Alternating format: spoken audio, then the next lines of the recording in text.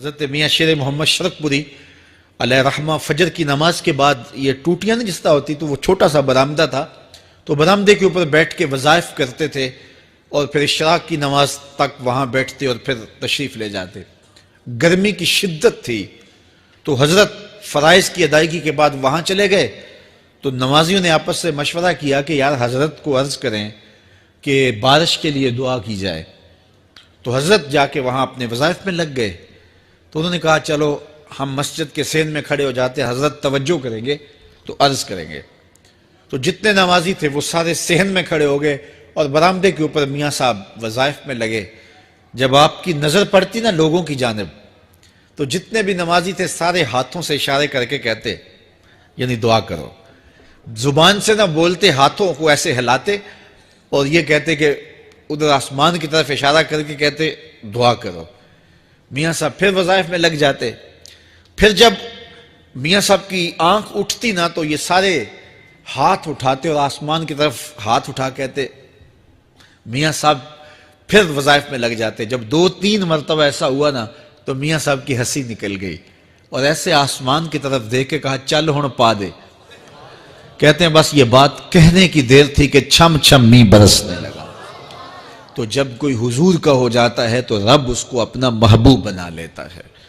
تو حضور کی محبت خدا کی محبوبیت کا ذریعہ ہے، اس لیے ہمیں حضور کا پیار اپنی روحوں میں موجزن کرنا ہے، حضور کی محبت اپنی روحوں میں اتارنی ہے، اور محبت اپنے تمام تر تقاضوں کے ساتھ جب روح پذیر ہوگی تو پھر ہمارا انداز زندگی بھی سنور جائے گا، ہماری آخرت بھی سنور جائے گی۔ محبت کے من جملہ تقاضوں میں سے سب سے بڑا تقاضا محبوب کی اطاعت ہے، کہ بندہ جس سے پیار کرتا ہے اس کی بات مانتا ہے۔ یہ ہے دعوی محبت کا ثبوت، اس کی دلیل۔ اور حضور کے صحابہ کی زندگیاں دیکھیے کہ انہوں نے حضور علیہ السلام کے ساتھ کیسے پیار کیا، حضور کی محبت میں اپنی عادتوں کو بدل دیا۔ حالانکہ عادتیں نہیں بدلی جاتی، 2 سکے بھائی ہوں، رشتہ کتنا گوڑا ہے، اور ایک گھر میں پرورش پائی ہے، ایک گود میں پلے ہیں، ایک باپ کے گہوارہ تربیت میں رہے ہیں، لیکن طبائع میں اختلاف یہ ایک فطری بات ہوتی ہے۔ ہمارے پاس لوگ آتے ہیں، 2 سکے بھائی ہوتے ہیں، ایک کی طبیعت ادھر کو جا رہی ہوتی ہے، دوسرے کا مزاج ادھر کو جا رہا ہوتا ہے، ایک سخت نرم مزاج ہوتا ہے اور دوسرے کی آنکھوں سے انگارے پھوٹ رہے ہوتے ہیں، ایک معاف کر دینے والا ہوتا ہے، ایک سخت غصیلا ہوتا ہے، ایک کی طبیعت کے اندر تلخی کی چنگاریاں ہوتی ہیں اور ایک کی طبیعت کے اندر نرمی کے پھول ہوتے ہیں، آپ نے بھی دیکھا ہوگا۔ تو یہ ایسا ہوتا ہے۔ اب اسی طرح کھانے پینے کی چیزوں میں طبائع کا اختلاف یہ فطری بات ہے، ایک کو ایک چیز پسند ہوتی ہے، دوسرے کو وہ چیز پسند نہیں ہوتی ہے۔ بعض اوقات ماں کو مسئلہ ہوتا ہے کہ یہ چیز اگر میں تیار کرتی ہوں تو میرا دوسرا بیٹا نہیں کھاتا، تو اس کے لیے بعض سے الگ سے کوئی چیز تیار کرنی پڑتی ہے کہ اس کی ڈیمانڈ یہ ہے اور میرے اس بیٹے کی ڈیمانڈ یہ ہے۔ مائیں مزاج سمجھتی ہیں، ایک آغوش میں پرورش پانے کے باوجود خون ایک ہے، گہوارہ تربیت ایک ہے، دودھ ایک ہے، لیکن طبیعتوں کے اندر اختلاف پایا جا رہا ہے۔ لیکن صحابہ کی زندگیاں دیکھیے، انہوں نے اپنی طبیعتیں بھی حضور کی طبیعت کے سانچے میں ڈھال دی۔ حضرت انس بن مالک کو کسی نے دیکھا کہ وہ شوربے سے کدو کے ٹکڑے نکال نکال کے کھا رہے ہیں، تو کہا یہ کیا کر رہے ہو؟ کہا میں نے ایک دن حضور کو یوں کرتے ہوئے دیکھا تھا۔ تو طبائع کا اختلاف یہ ایک فطری اختلاف ہوتا ہے، لیکن صحابہ نے اس کو بھی چھوڑا اور حضور کی محبت کے سانچے میں ڈال دیا۔ پھر اس چیز کا انتظار نہیں کیا کہ حضور کا فرمان کیا ہے، حضور کی چاہت پہ اپنے مزاج کو بدلا۔ اللہ اکبر۔ حضور علیہ السلام مدینہ المنورہ کی گلی سے گزر رہے تھے، ایک گنبد نما مکان بن رہا تھا، اور ایسے مکان حضور کو پسند نہیں تھے۔ تو آقا کریم علیہ السلام نے پوچھا یہ مکان کس کا ہے؟ کہا فلاں انصاری کا ہے۔ حضور گزر گئے، چہرے پہ تھوڑے سے ناگواری آثار حویدہ ہوئے۔ کسی نے اس صحابی کو بتا دیا کہ حضور گزرے تھے، تیرے مکان کو دیکھا، شاید پسند نہیں آیا۔ 2-4 دن کے بعد حضور دوبارہ گزرے، دیکھا کہ وہاں ملبے کا ڈھیر پڑا ہوا تھا۔ فرمایا اس صحابی کو بلاؤ، بلایا گیا، کہا میں پرسوں ترسوں گزرا تھا، تیرا مکان دیکھا تھا، یہ کیا ہوا؟ عرض کی میں نے گرا دیا ہے۔ فرمایا کیوں؟ عرض کی سنا تھا آپ کو پسند نہیں، سنا تھا آپ کو پسند نہیں، میں اور آپ دیکھیں ہمارا کیا کیا حضور کو پسند نہیں، سر سے لے کر پاؤں تک، نجی زندگی سے لے کے سیاسی زندگی تک، اپنے امور ذات سے لے کر کے اپنی معاشرتی زندگی تک، ہمارا کیا کیا حضور کو پسند نہیں، اور ہر وہ چیز بدل دیں جو حضور کو پسند نہیں۔ محمد دی زیارت محمد دے رنگ وچ، اے ٹھگ بازیاں جانے پیارا محمد صلی اللہ علیہ وسلم۔ میرے شیخ کامل کا ایک شعر ہے، اور وہ شعر اتنا وزنی ہے کہ اگر میرے پاس جواہر لال موتی ہوں اور میں ایک پلڑے میں ڈال دوں اور ایک پلڑے میں یہ شعر رکھ دوں تو یہ شعر پھر بھی بھاری ہوگا۔ یاری لا تو پاک نبی سنگ، اے پر پوری یاری، پھر درود قبول ہے تیرا لکھ نہ لوں ایک واری۔ 1.25 مرتبہ درود پڑھنا ایک طرف، اور ایک دفعہ حضور کی ذات پہ درود پڑھنا، ان کی محبت کے سانچے میں یوں ڈھل کر کے جو وہ کہتے ہیں وہ میری زندگی کا عمل ہے، یہ اس سے وزنی ہے، یہ اس سے بھاری ہے۔ تو حضور کی محبت، حضور کے ایک صحابی تھے، وہ حضور کو ملنے آئے، اور آئے تھے بحرین سے۔ اچھا، انہوں نے حضور کو سلام کیا تو حضور نے رخ پھیر لیا، ناراضگی کا اظہار کیا، تو وہ سمجھے کہ شاید حضور نے ایسے ہی رخ پھیرا، تو جدھر حضور نے رخ پھیرا وہ ادھر جا کے سلام کرتے ہیں، تو حضور نے پھر رخ پھیر لیا، سمجھ گئے کہ حضور ناراض ہیں۔ اب انہیں سمجھ یہ نہیں آ رہی تھی کہ ناراضگی کا سبب کیا ہے۔ وہ اصحاب رسول سے پوچھنے لگے کہ حضور مجھ سے ناراض لگتے ہیں، آپ میں سے کوئی بتا سکتا ہے کہ حضور کیوں ناراض ہیں؟ اللہ اکبر! آج تو کوئی بڑا باپ ہو، مرشد ہو، استاد ہو، ناراض ہو جائے اور شاگرد کو ناراضگی کی وجہ معلوم نہ ہو تو وہ الٹا ناراض آگے سے ہو جاتا ہے کہ میں نے جرم کیوں کیا ہے کہ استاد کا مزاج بگڑ گیا ہے۔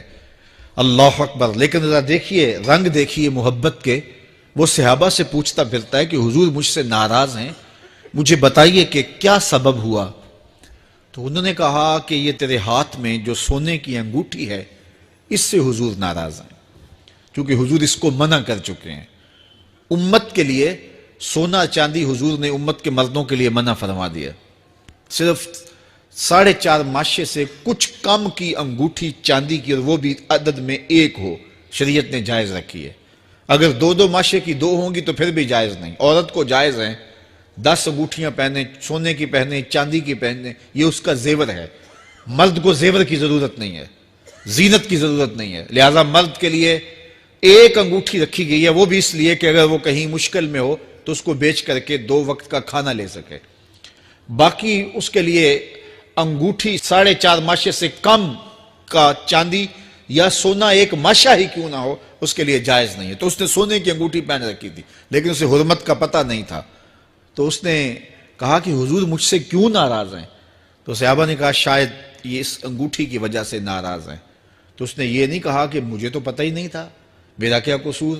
خیر، اس نے انگوٹھی اتار کے حضور کو پیش کرتے کہا حضور آپ اس وجہ سے ناراض ہیں؟ حضور نے انگوٹھی پکڑی اور ایسے پھینک دی، ناراضگی کی وجہ ختم ہو گئی، وہ بیٹھ گیا، بات شروع ہو گئی۔ اللہ اکبر! جب سلسلہ کلام ہوتا رہا، جب مجلس برخاست ہوئی، لوگ اٹھ کے گھروں میں جانے لگے، وہ بھی اٹھا اور الٹے پاؤں سے پیچھے چلا، تو کسی نے اس کو کہا وہ انگوٹھی تو اٹھا لو، سونے کی انگوٹھی ہے، قیمتی ہے، چلو تمہارے لیے پہننا جائز نہیں، تمہاری بیوی کے لیے تو جائز ہے۔ تو اس نے کیا جواب دیا سنیے، اس نے کہا واللہ لا آخذہ وقد طرحہ رسول اللہ صلی اللہ علیہ وسلم، اللہ کی قسم میں اس انگوٹھی کو کبھی بھی نہیں اٹھاؤں گا جس کو میرے حضور نے پھینک دیا ہے۔ تو یہ تھی ان کی محبت، یہ تھا ان کا انداز۔ تو آئیے میں اور آپ حضور سے اگر محبت کرتے ہیں تو حضور علیہ السلام کا طرز زندگی، حضور کا انداز معاشرت اختیار کریں۔ کثرت کے ساتھ مائیں بہنیں بیٹیاں بھی موجود ہیں، وہ بھی اپنی اولادوں کی تربیت اس نہج سے کریں کہ وہ حضور کی سنت، حضور کی سیرت اور حضور کی اتباع کے سانچے میں ڈھل جائیں۔ زندگی کا مقصد ہی یہی ہے۔ آئے، بڑے ہوئے، جوان ہوئے، بوڑھے ہوئے، چلے گئے، ہم سے پہلے بھی چلے گئے، ہم بھی چلے جائیں گے، بعد میں آنے والے بھی چلے جائیں گے، لیکن حقیقی کامیابی اس کو نصیب ہوئی جس نے اس دنیا پہ آ کے دنیا کی زندگی کے مقصد کو سمجھا۔ ہم آئے کیوں تھے؟ زندگی کس لیے ہمیں دی گئی تھی؟ اکبر الہ آبادی نے کیا ستھری تنقید کی تھی، کیا بتائیں احباب، کیا کارنمایاں کر گئے، بی اے کیا، نوکر ہوئے، پینشن ملی اور مر گئے۔ یہ کوئی کام نہیں ہے، ہماری زندگی کا کوئی مقصد ہے جس لیے ہم انسان ہیں، اشرف المخلوقات ہیں۔ دیکھیے گدھا سارا دن بوجھ اٹھاتا ہے، اللہ اکبر، میرے صاحب نے گدھے سے بھی ایک موازنہ کیا ہے کہ سارا دن جو ہے وہ بوجھ اٹھائے اور کام کرے اور پھر مالک اس کو غذا بھی نہ دے، وہ جا کے روڑیوں سے اور باہر سے جا کے چر کے پھر آ کے کام مالک کا کرے، مالک اس کو دے بھی نہ اور وہ باہر سے کھا کے آئے اور کام مالک کا کرے۔ تو اگر بندہ ہو کے، انسان ہو کے اگر نہ کرے تو میرے حضور نے ایک لمبی ربائی ہے، اس میں آخر میں لکھتے ہیں تو چنگا یعقوب یا کھوتا تینوں شرم نہ آوے، کہ اگر وہ ایک گدھا بھی کام کرے، اپنی پیٹھ پہ بوجھ لا دے اور تو اپنے مالک کے لیے کچھ نہ کرے اور ساری نعمتیں مالک نے تجھے دی ہیں اور عزتیں اور آبرویں تیرے نام کی ہیں اور تو اس کا حق ہی ادا نہ کرے تو پھر کس طرح تیرے سے؟ تو پھر اولئک کل انعام بل ہم اضل، فرمایا تو چوپایا ہے بلکہ چوپایوں سے بھی بدتر ہے۔ تو میں اور آپ اپنے آپ کو انسان ثابت کریں، آج موقع ہے۔ سے ثابت نے اجے حواس تیرے، سے ثابت نے اجے حواس تیرے، کر لے نیکیاں رج کے تو، اڑیا رب رسول کیوں پل بیٹھوں، آ رب رسول ول پج کے تو، آئی موت ایتھے رہسن کم تیرے، آئی موت ایتھے رہسن کم تیرے، نیکیاں کر لے بھج کے تو، کی آکھ سن لوگ یعقوب تینوں، جب ٹر پیوں سر منہ کج کے تو۔ وہ وقت آئے گا جب تنیاں باندھ دی جائیں گی، جب دونوں جانب سے کفن باندھ دیا جائے گا، پھر پردہ ہٹا کے دیکھا جائے گا، پھر بند کر دیا جائے گا۔ وہ لمحے کتنے دردناک ہوں گے، وہ گھڑیاں کتنی دردناک ہوں گی۔ آج مجھے اور آپ کو اللہ نے موقع دیا ہے تو آج حضور کی سیرت کو اپنانے کا، اپنی روحوں میں اتارنے کا عزم کر کے